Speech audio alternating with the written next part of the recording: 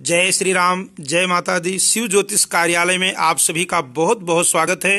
तो इस बार महाशिवरात्रि 11 मार्च 2021 दिन गुरुवार को आ रही है। तो आपको एक वीडियो अलग से बनाएंगे कि उसमें व्रत का नियम क्या है, पूजन का समय क्या है, दिन का और रात का। लेकिन इसमें आपको केवल और केवल महाशिवरात्रि व्रत कथा सुनाएंगे। तो आप सभी बड़े ही भाव के साथ इस महाशिवरात्रि व्रत कथा को सुनकर अपना जीवन सफल बनाइए और व्रत भी जरूर करना है। अगर व्रत ना कर सकें तो रात्रि जागरण जरूर करें, इसकी महिमा बहुत है। भगवान भोलेनाथ देवाधिदेव, देवों के देव महादेव अपने भक्तों के ऊपर जरूर कृपा करते हैं। तो आओ कथा की तरफ चलते हैं। भगवान शिव की महिमा सुनकर एक बार ऋषियों ने सूत जी से कहा, हे सूत जी, आपकी अमृतमयी वाणी और आशुतोष भगवान की महिमा सुनकर तो हम परम आनंदित हुए। हमें कोई शिव जी से संबंधित उत्तम व्रत की कथा विस्तार पूर्वक कहिए। तब सूत जी ने कहा, हे ऋषिगण, आप लोग सावधान होकर सुनिए। मैं यहाँ एक ऐसी प्राचीन कथा कह रहा हूँ जो किसी समय नारद जी से भगवान विष्णु ने कही थी। वो एक निषाद की ऐसी अद्भुत कथा है जो प्राणियों के समस्त पापों का नाश करने वाली है। साथ ही जो उत्तम शिवरात्रि का विधान है, ये दृष्टांत रूप में सुनिए। प्राचीन काल में गुरुद्रह नामक एक भील निषाद था जो व्याध कर्म किया करता था। अब व्याध कर्म क्या है? जीवों की हत्या। वो भील महाक्रूर एवं बलवान भी था। वो प्रतिदिन वन में जाकर मृगों का शिकार करता था और अपने परिवार का पालन पोषण व्याधि वृत्ति द्वारा किया करता था। साथ ही घोर वनों में छिपकर चोर डाकू का काम भी करता था। किसी समय देव योग से सुंदर महाशिवरात्रि तिथि आ गई, परंतु उस मूढ़ दुरात्मा को क्या पता था। वो अपने कुकर्म में व्यस्त उस घोर जंगल में ही मस्त रहा। तब उसी शिवरात्रि वाले दिन उसकी माता पिता एवं स्त्री ने भूख से तड़पते हुए उससे कहा, अरे बंचर, हमें भोजन दो। आज तो घर में कुछ भी आहार नहीं है। बार बार इस प्रकार प्रार्थना करने पर वो व्याध धनुष बाण लेकर शीघ्र ही वन में मृग आदि पशु पक्षियों के शिकार के लिए निकल पड़ा। चारों ओर वन में घूमने पर भी उसे दुर्भाग्यवश कोई शिकार हाथ न लगा। इसी प्रतीक्षा में संध्या हो चली। जब सूर्यास्त होने लगा तब वो बड़ा दुखी एवं चिंतित हो गया। वो मन में सोचने लगा, हाय, आज मुझे कुछ भी शिकार ना मिला। अब मैं कहाँ जाऊं, क्या करूं? मुझे साथ में कुछ ना कुछ शिकार लेकर ही जाना चाहिए, नहीं तो मेरा जीना व्यर्थ है। ऐसा सोच विचार कर वो व्याध किसी जलाशय के तट पर गया और वहीं बैठ गया। वो अपने मन में सोचने लगा, अहो, पानी पीने के लिए यहाँ कोई ना कोई जीव जंतु अवश्य आएगा। तब उसे मारकर अपने घर ले जाऊंगा और प्रेम पूर्वक अपने कार्य में सफल कहाऊंगा। ऐसा विचार कर वो भील किसी एक बिल्व वृक्ष पर जाकर बैठा और प्रतीक्षा करने लगा। देखें कब कोई जंतु पानी पीने के लिए आता है और कब मैं उसे मारकर कृतार्थ होता हूँ। इस विचार से वो भूख प्यास से पीड़ित होता हुआ भी वहां एक डाल पर छिपकर बैठ गया। उसी रात के प्रथम पहर में वहां एक मृगी आ पहुंची। वो अत्यंत तृषित एवं चकित सी थी, क्योंकि वो छलांगे भरती हुई अकेले ही आ रही थी। भगवान विष्णु कहते हैं कि हे नारद, उसे आता देखकर वो व्याध बड़ा प्रसन्न हुआ। अतः उसे मारने के लिए उसने अपने धनुष पर तीर चढ़ाया। अब उसे वो मारना ही चाहता था कि इस बीच संयोगवश उसके पात्र का जल तथा कुछ बिल्व पत्र नीचे आकर गिरे, जहां उस पेड़ के नीचे एक शिवलिंग पड़ा था। इस प्रकार अनजाने में ही शिवरात्रि के प्रथम याम की पूजा संयोगवश हो गई। अर्थात उस पापी व्याध द्वारा भी शिवलिंग अर्चन, जल एवं बिल्व पत्र के पत्ते कुछ आकर के शिवलिंग पर गिरे और अनायासी पूजन हो गया। उस पूजा के प्रताप से उस पापी के सभी पाप उसी समय नष्ट हो गए। उस समय जल के गिरने एवं पत्तियों के खड़खड़ाने की आवाज सुनकर वो हिरणी भय से चकित हो गई और व्याध को पेड़ पर देखकर घबरा सी गई और उसने पूछने लगी, हे व्याध, तुम यहाँ क्या करना चाहते हो? सो मुझसे सही सही बताओ। तब हिरणी की बात सुनकर व्याध कहने लगा, मेरा परिवार भूख से तड़प रहा है, इसलिए तुझे मारकर अपने परिवार को संतुष्ट करूंगा। उसके ऐसे कठोर वचन सुनकर तथा भयंकर व्याध को देखकर मृगी सोचने लगी, हाय, अब मैं क्या करूं, कहां जाऊं? अब प्राण बचाने का कोई उपाय करना चाहिए। ऐसा सोच विचार कर वो मृगी वहां उस व्याध से कहने लगी, हे व्याध, यदि मेरे इस शरीर के मांस से तुझे सुख प्राप्त हो तो इससे बढ़कर महान पुण्य और क्या होगा। मैं निसंदेह धन्य हूं जो किसी के उपकार का साधन बनूंगी, क्योंकि संसार में परोपकार से बढ़कर कोई दूसरा धर्म नहीं है। देखो, उपकार करने वाले कृत्य का जो पुण्य कहा गया है, उस पुण्य फल का वर्णन कोई सैकड़ों वर्ष में भी करने में समर्थवान नहीं हो सकता है। तथापि हे व्याध, मेरी एक प्रार्थना सुन लो। देखो, मेरे स्थान में बहुत से हमारे छोटे छोटे बच्चे हैं जो अभी मैं किसी के हवाले कर कर उनको नहीं आई हूं। मैं अपने उन छोटे छोटे बच्चों को अपने बहन को सौंप कर अवश्य ही आपके पास आऊंगी। मेरा वचन तुम मिथ्या मत समझो। मैं अवश्य अपना वचन सत्य करने के लिए तुम्हारे पास आ जाऊंगी। तुम तनिक भी संदेह मत करो। भगवान विष्णु कहते हैं कि हे नारद, इस प्रकार मृगी द्वारा समझाने पर भी उस व्याध ने जब उसका वचन नहीं माना, तब चकित एवं भयभीत होकर उस मृगी ने निम्नलिखित प्रतिज्ञा की। वो मृगी प्रतिज्ञा करती है कि हे व्याध, सुनो, आपसे अधिक क्या कहूं। यदि मैं अपने घर जाकर तेरे पास ना आऊं तो मुझे वो दोष लगे जो कृतघ्न तथा हरि विमुख जन को लगता है। और भी सुनो, हे व्याध, विश्वासघाती तथा छल कपट करने वाले व्यक्ति को जो पाप लगता है वही पाप मुझे भी लगे, यदि मैं घर जाकर पुनः वापस ना लौटूं तो। इस प्रकार अनेक प्रकार के शपथ द्वारा मृगी ने जब व्याध को विश्वास दिलाया, तब उस व्याध ने विश्वस्त होकर कहा, अच्छा तुम जाओ। व्याध के वचन से प्रसन्न हुई हिरणी जल पीकर अपने स्थान को चली गई। तब तक उस व्याध का प्रथम याम बिना अन्न जल एवं निद्रा के ही बीत गया। प्रथम पहर रात्रि का वैसे ही बीत गया। इसी बीच उस हिरणी की बहन दूसरी मृगी भी जल पीने के लिए वहां पर पहुंची।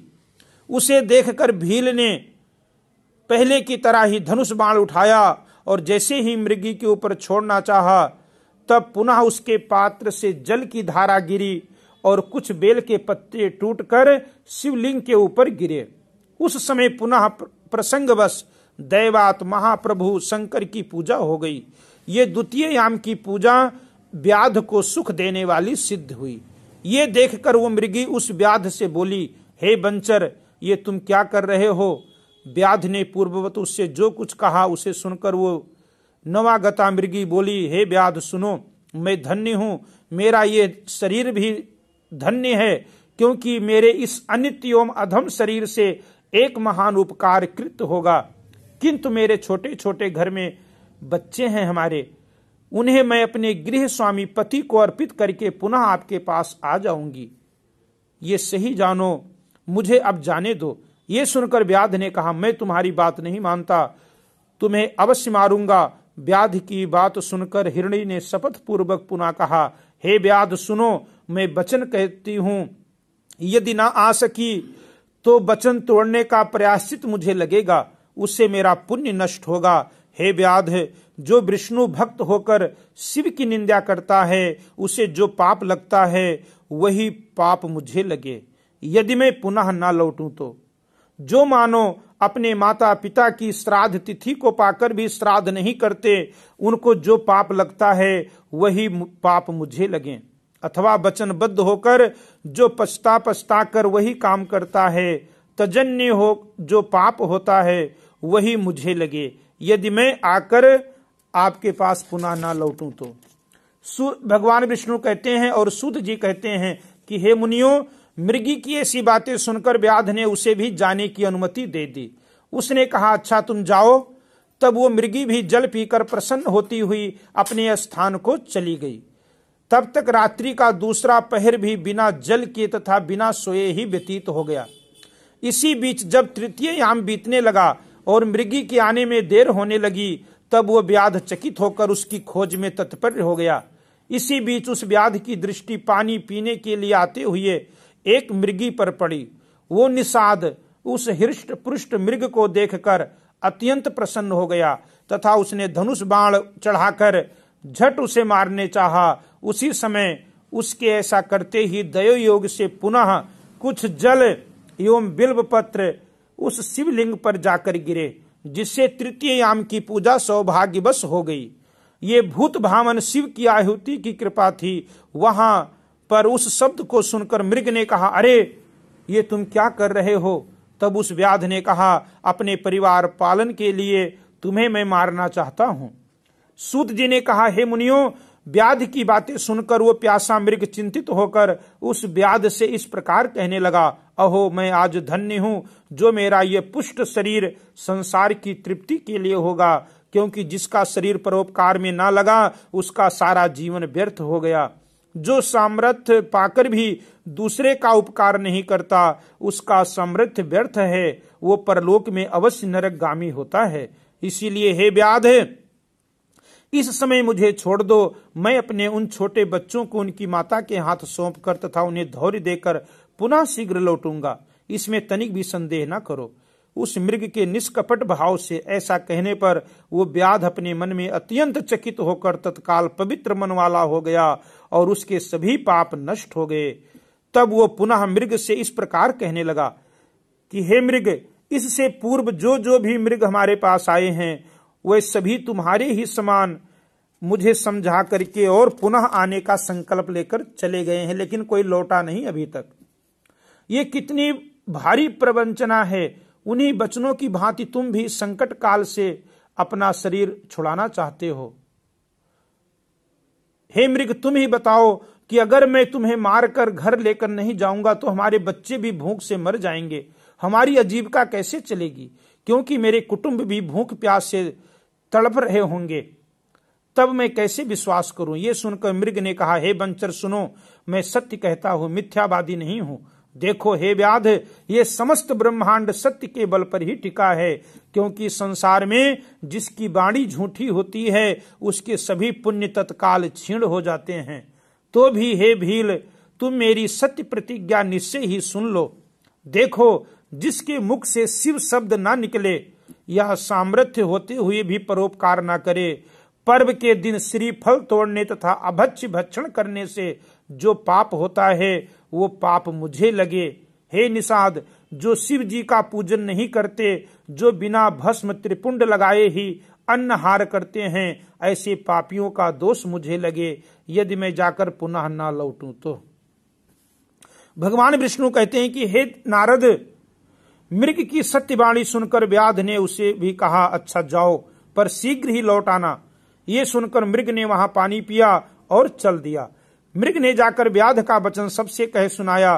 तब उन सभी मृगों ने आपस में विचार करके एक मत होकर संगठित रूप से अपने स्थान पर ही प्रतिज्ञा कर ली कि सत्य से बढ़कर संसार में कुछ भी नहीं है, अतः हम लोगों को सत्य पास से नियंत्रित होकर निश्चय ही वहां जाना चाहिए।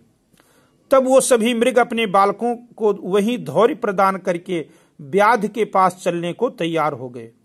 उस मृग की कई पत्नियां थीं। उनमें जो सबसे बड़ी थी उसने अपने स्वामी से कहा, हे स्वामी, आप यहीं पर रहें, क्योंकि आपके बिना ये बच्चे कैसे रुकेंगे।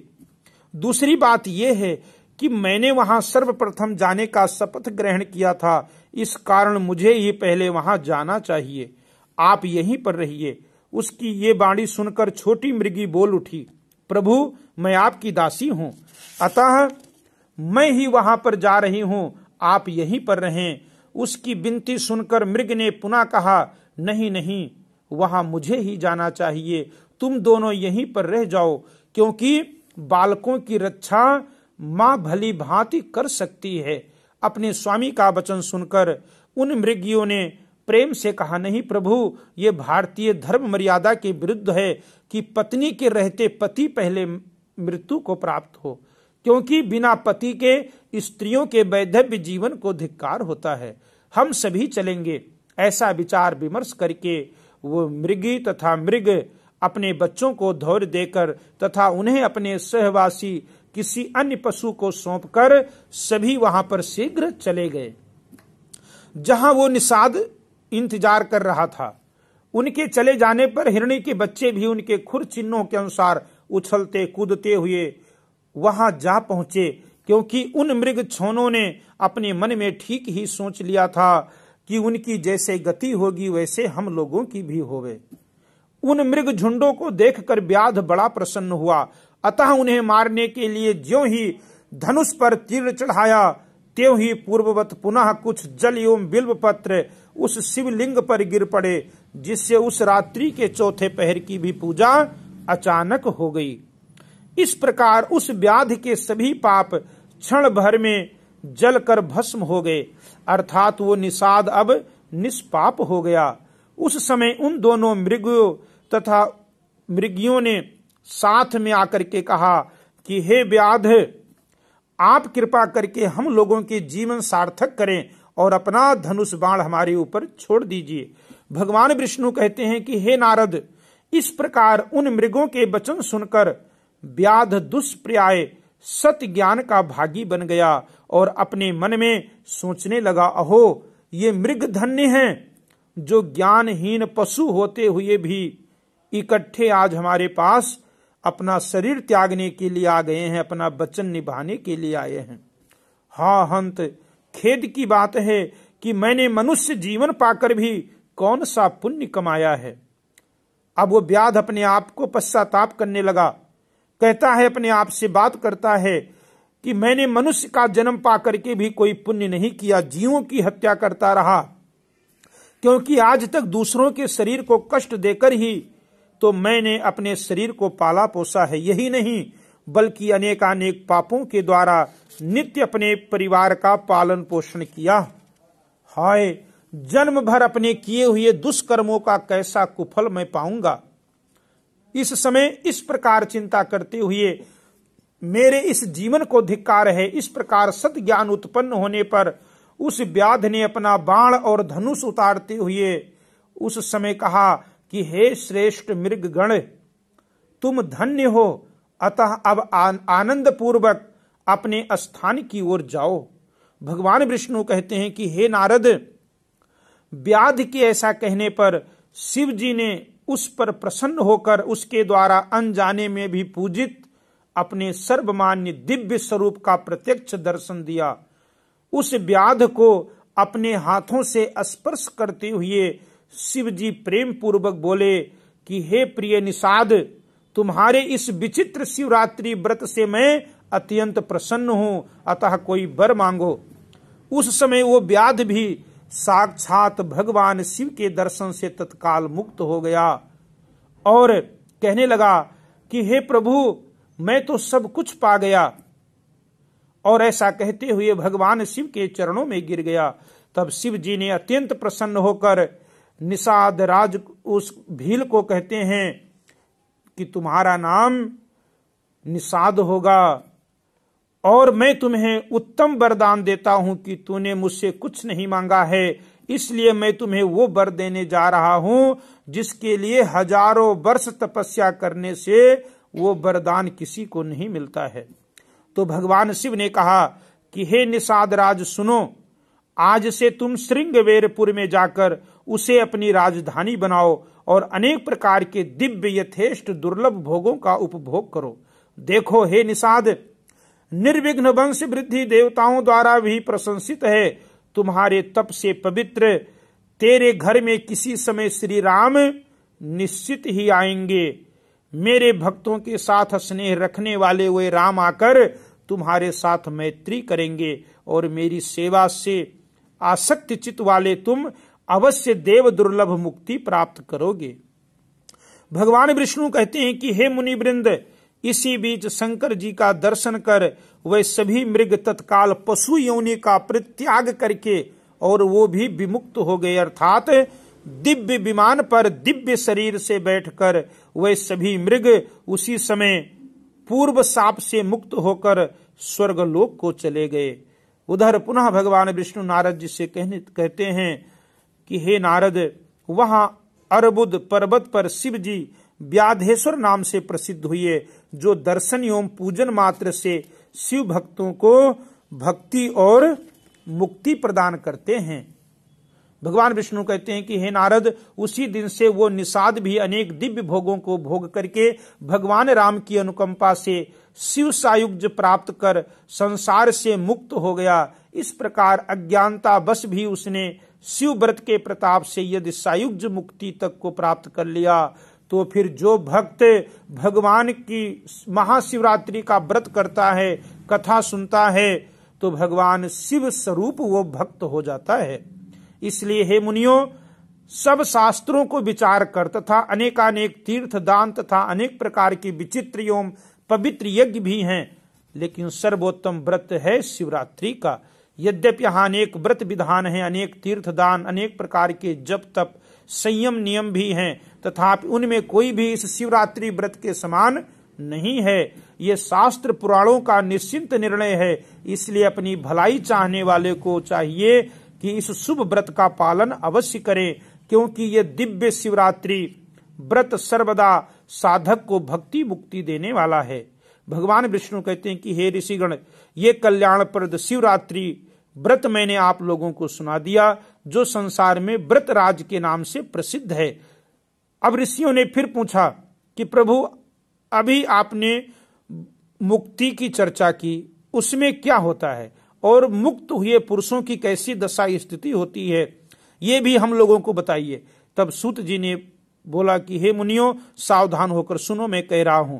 संसार के क्लेश आगमन को हरने वाली तथा परमानंद देने वाली वो मुक्ति 4 प्रकार से कही गई है। अब वो 4 मुक्ति कौन है? सारूप्य, पहला है सारूप्य, भगवान अपने समान रूप देते हैं और अपने धाम में स्थान देते हैं। और दूसरा है सालोक्य, भगवान अपने धाम में ही बिठा देते हैं। तीसरा है सानिध्य, भगवान के निकट पार्षद बन करके रहना। और चौथी मुक्ति है सायुज्य मुक्ति, भगवान में मिल जाना। ये चौथी मुक्ति शिवरात्रि व्रत के कहते हैं प्रताप से प्राप्त होती है, जो चारों में उत्तम है। इसलिए जो भक्त जन अपना कल्याण चाहते हैं, प्रभु की भक्ति में विश्वास रखते हैं, तो उन्हें शिवरात्रि का व्रत अवश्य करना चाहिए। और व्रत के दिन ओम नमः शिवाय मंत्र का जाप जरूर करें, दिन में और रात्रि के समय। तो शिवरात्रि रात्रि का जो जागरण का विधान है वो सबसे श्रेष्ठ है, क्योंकि हम अपने लिए, अपने स्वार्थ के लिए या किसी कारणवश हम रात्रि में जाग लेते हैं, लेकिन जब ऐसा पर्व आता है श्रेष्ठ, तो फिर वहां पर हम आलस्य कर जाते हैं। तो ऐसे सुंदर समय को व्यर्थ में नहीं खोना है और शिवरात्रि के दिन भगवान शिव की भक्ति जरूर करना है। हर हर महादेव, बोलो शंकर भगवान की जय।